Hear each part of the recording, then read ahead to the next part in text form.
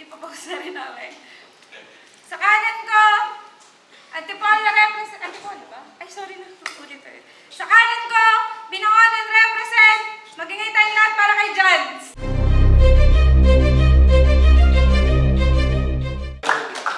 Yo, Jans, Binangonan, shoutout kay Jong Maria Alcantara. Sa kaliwa ko naman, Antipolo represent, magingay tayong lahat para kay M2X.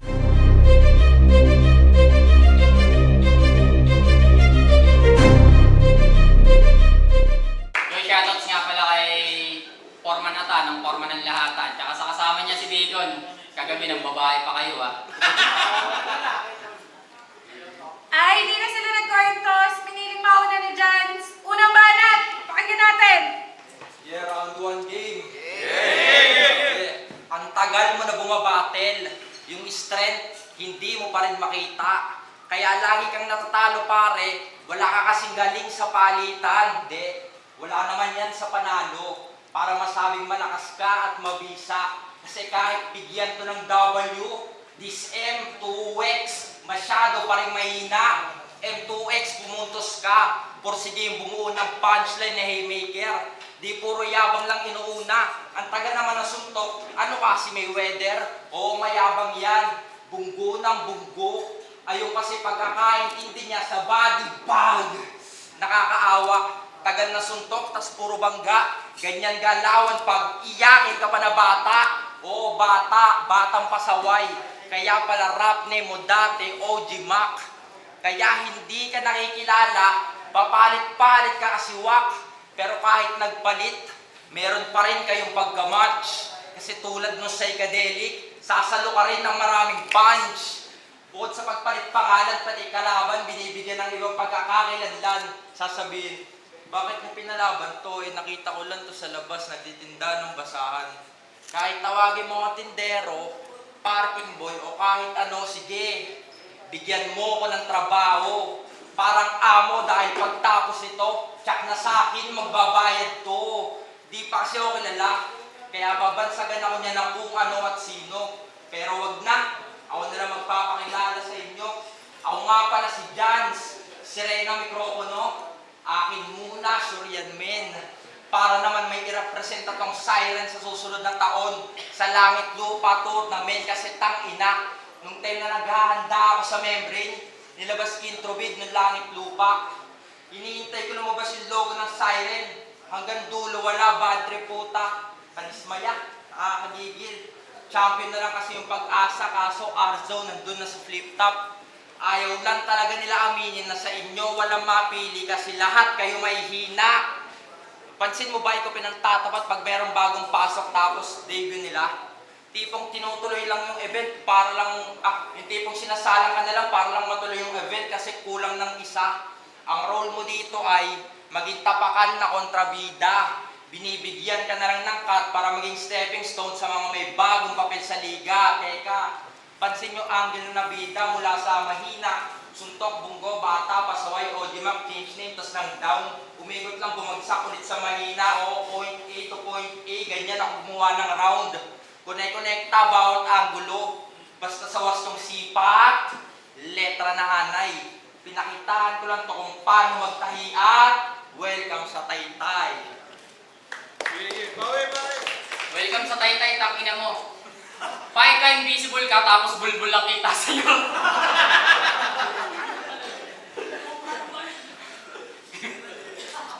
Cyclops! Congrats! Nakapasa ka ng tryouts. Pero pagpasok mo bilang battle MC ng siren, ma-outright. Kasi mapa-left hands o right hands, pag tumama, manana-out. Pex man, unang round mo pa lang, babagsak ka kaagad kahit ibigay pa yung best fight. Kaya kayo pinag-tryouts, hindi para dumagdag bilang battle MC ng siren talaga.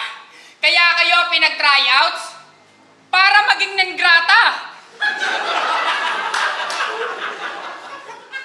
Ilan nga kayong nakapasok? Sakto, pasok na kayo sa kanila. Freestyle. Yo, Siren Gang! Sino tong lakas tanga na walang takot humarap sa akin nila hindi niya alam kung ano ang maaari niyang kahinatnan? Tama ka naman ang liga mong pinasukan ng kasungalang. Binigyan ka ng kalaban na ang tsansa mong manalo ay mag-back out ako sa laban. Pero malabo yan mangyari. Kaya kalagayan mo ngayong gabi hindi ligtas. Walang awa kitang sasagasaan, itutodo ko yung pihit pa atras. Yung nakatutok sa'yo na sniper, ibinangga ko kasi ang mahal na ng gas. Ano, sasabay ka pa? Bumalik ka dun sa pagpaparking sa labas. King Inanto, inuna pa mag-battle rap. Iniwanan mo na naman yung papa mong si Mang Berto, mag-isa na naman nagbabantay ng junk shop. Balak pa naman ni Foreman Atan, bukas magbenta sa inyo ng tanso. Puyat ka na naman, panigurado niyan anong oras na naman gising mo. Hindi ka bagay maging rapper tulig, mukha kang driver ng kuliglig. Yung nalaman ko, eto makakalaban ko. Pag-send sa akin ni Madam, sabi ko, sino yan? Si Jans? Lakas makajeje mo ng pangalan. Nax, bading yarn. Anong akala mo sa paligsahan na to? Gay show? Kala ko straight tong nakipagbrasuhan, bibigyan ko ng elbow. Tapos papaulanan ko ng maraming punches hanggang sa magkulay violet at maligo sa sariling dugo parang kulang-kulang na kulay ng rainbow. Sa dami ng follow-up na punches, may napasenyas ng thumbs down kasi may KO. Kasi kung susumahin, hindi porkit pinagtapat tayo sa lineup ay may laban ka sa akin. Hindi porkit pinagtapat tayo sa lineup ay may laban ka sa akin. Mali ka ng gusto mong yariin. Kung ang nais ako'y duminahin, hindi sapat ang iyong angking galing. Dala mong pakulo, panis pa rin. Yang hinain mong bitin kasama ka sa aking kain. Naging panlaman dyan ka lang sa aking dinalo ang piging.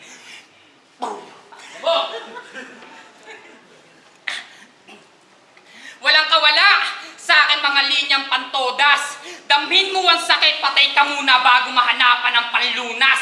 Mukhang umasa ka lang sa buenas, kasi halata naman, ulul wag kang umasa sa tsamba, kasi kahit tumama lahat ng tira mo, hindi ko iindahin yan. Lalo't kaharap mo ngayon, sanay tumira ng harapan, parang batang Quiapo, matira matibay sa laban. At rounds mo na, ipakita mo na sa kanila ang iyong kabaduyan, iparinig mo na yung sulat mo na, mababawang nilalaman. Oh yeah! Ano ang kaya pakinggan natin? Yeah.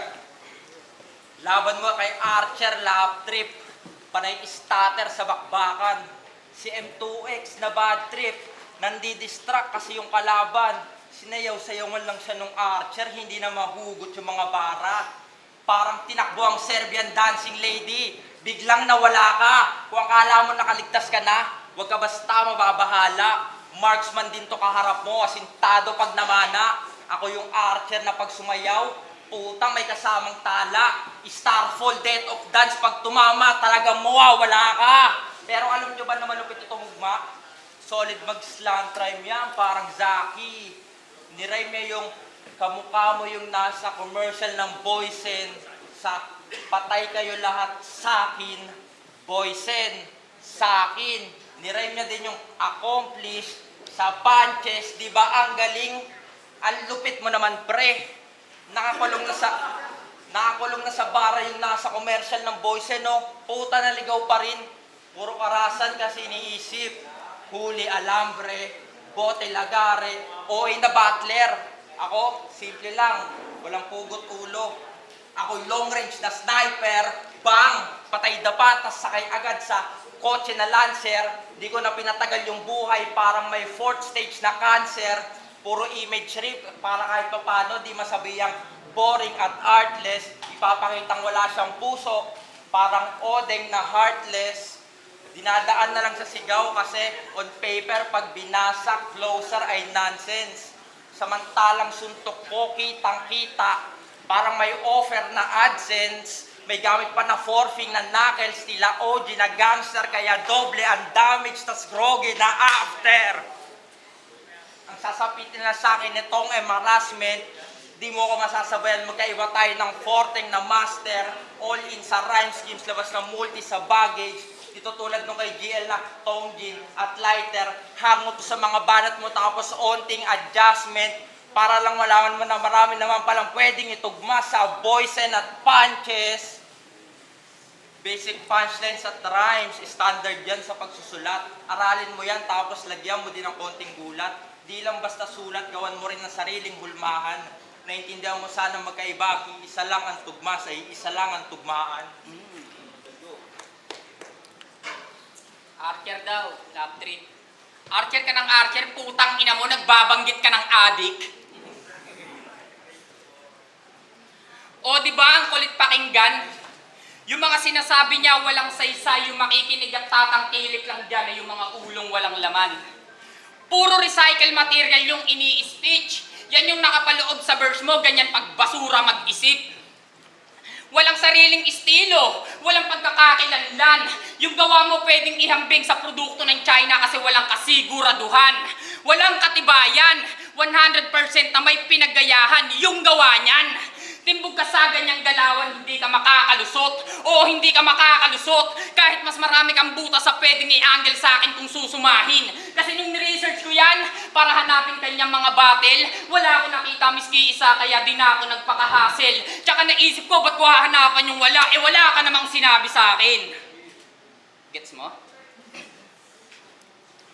Kaya tanggapin mong malugod aking mga sinasambit kahit kapalit niya ay sakit, ganun talaga, lalo na kapag mahusay yan nagpabatid. Walang patid, tuloy-tuloy patama, walang palpak na setup, unlimited shot, sa'yo lang tatama. Hindi ka makakalamang sa akin, Jans. Tatambakan kita ng madami parang ginawa ng LA Lakers sa Utah Jazz. Hindi kita hinahambugan. Pagdating sa sulatan, mas malawig ang aking kayang ibahagi. Ika'y parte lamang ng imaheng kahani ng mababang uri. Wala kang halaga kapag sinuri. Ito'y hindi paninirang puri. Sinasabi ko lang yung totoo kasi yun ang iyong natatangi. Kaya iyak, puso'y wasak. Parang nasty mac. Matapos mong malaman ang tunay na katotohanan na wala kang bilang pagdating sa battle rap. Swerte ka pa nga kasi pinagbigyan kita, pero hindi ibig sabihin doon ay meron kang halaga. Kaya ako to ginawa. Pinaninindigan ko lang bilang battle MC kung anong obligasyon ko pagdating sa gitna. Oo, dito marunong magpabaya. Lagi kong tinitiyak na mabibigkas ko lahat ng hinanda ko kasi tandaan mo, minsan nagiging sanhi ng pagkatalo lalo pag yung linya, hindi mo sa hulado. Yeah, round 3. Noong December, Imperio 2. May laban sila kasama si OJ1, di ba? Sana aware ka na last year uso yung pinagro-Royal Rumble mga Mongoloid sa liga. Di yun opportunity. Tawag doon, reality. Congrats! Alam na ng lahatan. Nakumparahan katapatan doon kay OJ1 kasi ganito ang iyong mga banatan. Hindi porke parehas kayo ng ulo ni Looney, eh parehas na kayo ng utak. Iba yung halimaw ng tugma sa halimaw ng tugma. Kailan pa nagkahalimaw ang tugma? Masakit ba yan mga gat? Matatakot ba sa akin yan pag sinabi kong ako ang pinakademonyo ng pagrarap? Wrong grammar ang puta. May isa pa. Alam kong handa ka at preparado. Alam kong handa ka at preparado. At sana hindi ka pumalyado. Pumalyado. Akala ko tapos na ako doon sa nagpo-future tense na utak sago. Umay sa'yo. Kung ganyan lang mga ibabanat mo, bumaba ka na ng entablado. Kasi dudurugin kita at yun ang pinakamasama ko na planado. Kung grammar ang puta. Mga salita gamitin ng tama. Di lang puro tikas. Kahihiyan lang lalabas parang na video ang nangihimas. Nasa YouTube ang mga vids. Katangahan ay di lilipas. Palpak sa mga terms para mga naging presidente ng Pilipinas. Presidente ng Pilipinas, tinira mali. Tila otab na piling drug. Ginawang kawili-wili. Kaya umangat ang round. Nauga agad, tas nanlamig. Sa dabiguan to na todas, panong di mayayanig, ginalaw ko yung fault lines. Di pwede sa akin tong ganito.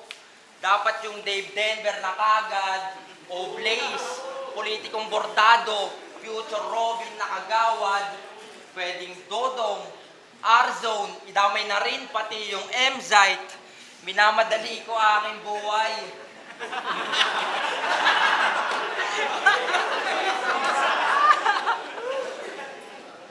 Kasi uubusin ko agad tong nasa flip top. na walang pag-asa nung nagpaulanan ng mga suntok sa talata, na wala pag-asa, wala na nag-anunsyo na may paparating na mananalanta. Bawat setup, pasok sa bara, yung mga punchline na sinabi. Magandang setup, pasok sa bara, si ID, kay Heb Abi. Yeah, di mo na-predict na may paparating na dilubyo kinabukasan.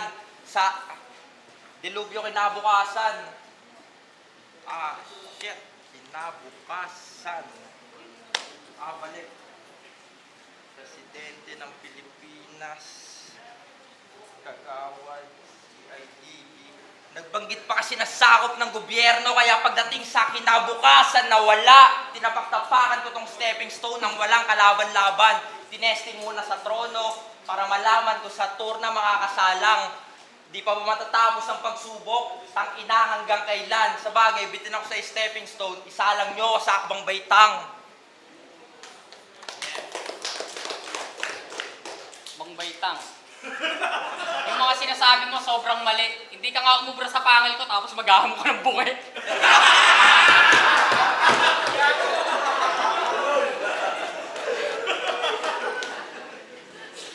At pasabi na ito, anong tatandaan nyo?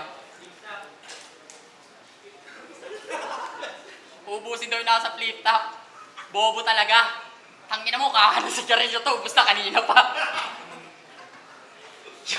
Round 3 na. Kala ko tong kumag may ilalakas pa. Kala ko mala John Cena, yung pala John Cena. Nagtataka nga ako dito sa siren. Kasi binigyan ako ng bitin. Di nyo ako kailangan gipitin. Kasi kahit wala tong kalakip na salapi, yung ibabalik kong sukli sa inyo hindi bitin. Hindi ko kailangan ng malaking presyo. Papatayin ko to ng libre. Pero hindi ko sinasabi na yung kalibre ko libre. Ganun kasi ako magbalik ng utang na loob. Gusto ko yung sukli madami. Oops, hindi ako nawawala sa eksena. Binalik ko lang sa kanila yung tunay na suporta pero di ko nakaligdaan, patuloy na wasakin ka. Kaya tuloy sa pagsusulit ng mataimtim mong katapusan. Hindi ko sasayangin ang pagkakataon na maawa sa'yo hanggang umabot to sa sukdulan. Walang habag kung ipaparana sa'yo ang bagsik kung paano ako makaengkwentro sa labanan. Saluhin mo, bawat dagok bagok ulo ang hahambalang. Pagkat nakatakdang mangyaring masawi ka na ako ang dahilan. Dapat nung una pa lang nila akong binigay sa'yo, agaran mong tinanggihan. Dahil para makasalba, ang di pagtanggap sa akin yun lang ang natatanging paraan. Etong siren, pinagbuksan ka ng pintuan, di alintanang kalunos-lunos ang kalalabasan sa nais mong pasukan. Di alintanang kalunos-lunos ang kalalabasan sa nais mong pasukan. Alam kong bit-bit mo ang kumpiyansa na makakatagos ka sa akin. Alam kong bit-bit mo ang kumpiyansa na makakatagos ka sa akin, pero sa tingin mo ba pagbibigyan kita? Alam kong bit-bit mo ang kumpiyansa na makakatagos ka sa akin, pero di kita pagbibigyan sa iyong hangarin. Kasi sa dami mong pwedeng daanan, bakit sa patibong ko pa ang napili mong tahakin?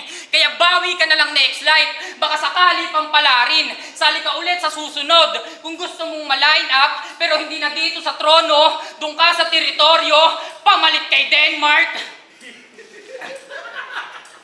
Tsaka wag ka ditong magkalat. Hindi ka dito swak. May mabcash na kami na makulit, di na namin kailangan pa ng wak. May mabcash na kami na makulit, di na namin kailangan pa ng wak.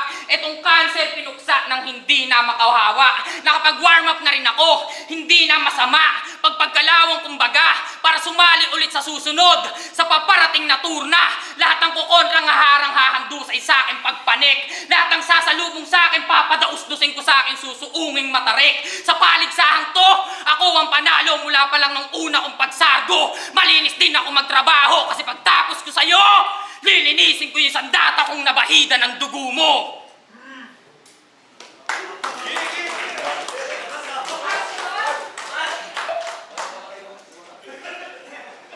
Siren Rap Battle League! Magingay tayo para sa laban na yun, oh!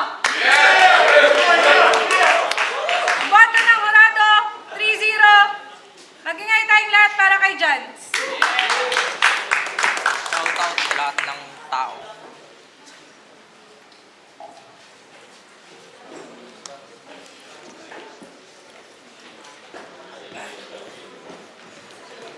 Okay na to. Yo, Arzo, nung binoto ko si Jans, hindi naman ganun kalaki yung agwat, no? Round 1, binigay ko kay M2X. Lamang lang siguro siya ng mga dalawang punchline doon. Round 2, binigay ko siya kay Jans. Mas maganda yung mga scheme na ginamit niya, lalo yung mga yung nag-rhyming siya, tapos yung punto.